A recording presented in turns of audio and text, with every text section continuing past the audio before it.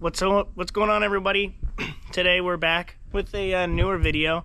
We had a bit of an install. We had some exciting parts come on. Today I'll be showing you what we did over the weekend. I was going to do an install video. It went way worse than anticipated. It was supposed to be a pretty easy install. We've done them before, but this one was giving us some trouble, so we'll do like a detailed video on how all of that went. But we got some cool parts in for my Pro XP.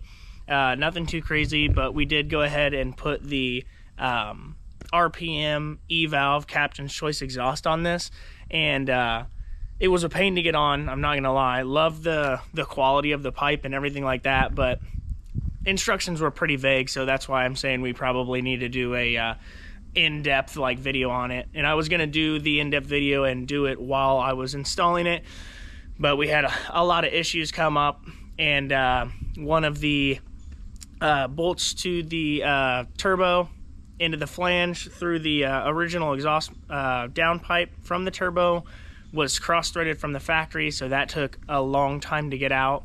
And then there was a couple heat shields that also had cross-threaded bolts through them as well that we had to get figured out. So that was kind of a odd task that we had to do. But let me go ahead and show you guys what this exhaust looks like.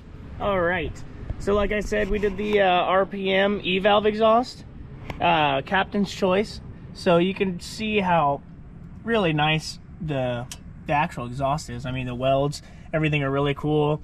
Factory O2 sensor was used in your flex pipe, and then I went ahead and got the turbo heat shield, got rid of the stock one. The stock one's just a plate that goes around that. That was pretty difficult to get off. As you can see, all these little 10 mils right here, there was like 4 or 5 up around the elbow, and then 2 more over the actual turbo that you had to get off, and then another heat shield all the way back in there that has 2 10 mils inside the cab and 1 right here. So first off, to get to this, bed has to come out. There's 2 heat shields underneath here, so bed comes out, and then on the interior of the cab, both seats, and then the firewall and the center console has to come out to run all your lines up through to put to the switch right here. I put the switch right here. That's your open and close for the valve. And then you got to run your power to your pulse bar, which isn't that difficult, but just getting them routed was pretty difficult. You can see right here, here is the actual wiring harness that gets routed up and around, and then on one of these silver frame bars goes up through and then down through your actual center console inside the cab. But from a look standpoint, the RPM E-valve Captain Choice exhaust is very, very cool to look at. I mean, look at the welds. The welds are really cool. They got their little logo right here. Really nice. This just bolts right up here. You get all new gaskets and everything, so that was really cool.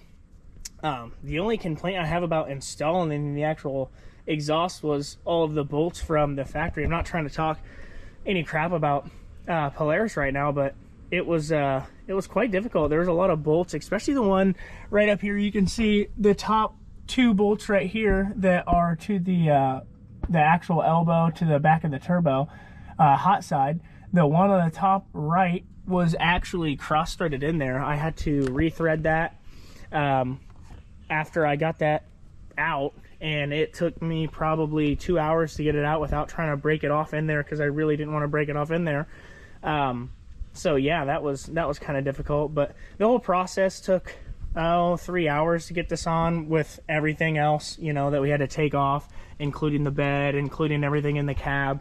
But no, I'm really happy with this exhaust system. You can see the butterfly valve in there right there, and then the actuator on the bottom. So we'll go ahead and start it up in closed mode, and so you guys can hear, because this thing, it really does sound stock when you start it up. So we'll go ahead and turn this bad boy on, and you can see how cool the switch looks right there. So we'll go ahead and fire this up, and just like that, just a stock Pro XP. No exhaust noise coming out of here. I was worried that we were going to get a little bit of like a ticking sound, like an exhaust leak, but nothing. So cruise around my neighborhood, on the trails, I'll leave it for the stock exhaust, and then you go right in here and you flip this and you can instantly hear. Now we're in party mode.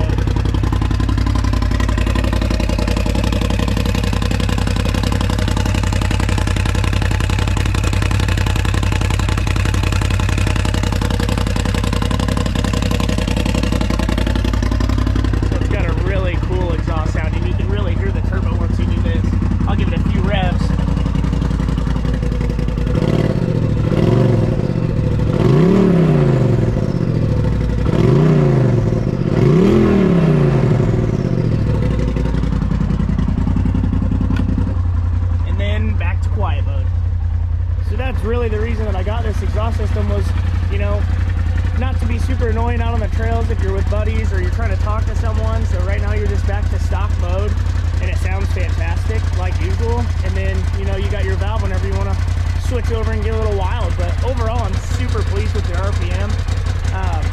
I was looking at the Evos, and the only reason I went with RPM was just because it was a lot shorter of a wait time for this exhaust system. So that's why we went with the RPM. Evo makes really good parts, so we were going to do an Evo as well, but I think I still might do an Evo, the E-valve back exhaust from Evo, so we'll see how that goes. But other than that, super excited about the RPM E-valve. So yeah, guys, that was the E-valve, the RPM E-valve on the Pro XP. So I'm really excited to get out on the trails, ride with that, get some more like reviews for you guys, see how everything works. It still, you know, needs to go through a couple heat cycles to let everything settle. So I might have to do some more retightening and everything on that. But as of right now, super simplistic. Wiring harness was super easy to run to the plug-in. Everything works as it should, and it sounds unbelievable. So I'm really happy with that from RPM. More updates on everything else. So we do have, we did get the Trailblazer 250, our little barn find four-wheeler resurrected, and it's really cool. So excited to see that. We're gonna ride with that too here soon. And then we do have the CF Moto, the 950 HO-EX, so Z-Force. So we actually have a ride planned this weekend. We're going back up to Silver Lake. So that's going to be super exciting to get that footage for you guys. I love dune riding. I know that you guys like the dune videos too as well. So we're going to get more dune riding with the Pro XP, the CF Moto, and then we might take the four-wheeler. It has literally no power to get up any of the hills, so we might just take that out there for fun if we like park with it over by the beach and stuff and let everyone ride it around, you know, to and fro the truck in case anyone needs anything. But no, we got a really cool video for you guys this weekend, headed back up to Silver Lake Sand Dunes in Mears, Michigan. We're going to get a lot of cool footage for you guys. So thank you for liking and subscribing thus far. And we will get this video edited up there, and I will get it uploaded to you as fast as I can. So if you want to go ahead and hit the subscribe button and like all of our videos, and please comment. Well, I like to read all the comments, see what you guys think about the RPM E-valve, how the CF Moto's doing after the suspension adjustments. It did really well there last time. It was a little too soft, so we hardened it up, stiffened it up, got all that figured out.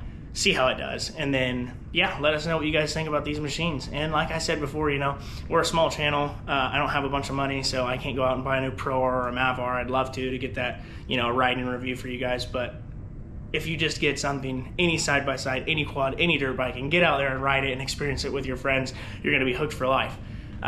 So get to work on them, get to tuning them, get to playing with them, get to driving them, get comfortable with them, and hopefully we can bring more content like that to you guys, and then you guys can then in turn go out and experience this for yourself. That's kind of the end goal here, so we're really excited. But thank you thus far for all of your views, all of your comments, all of your likes, and we'll see you guys soon at Silver Lake.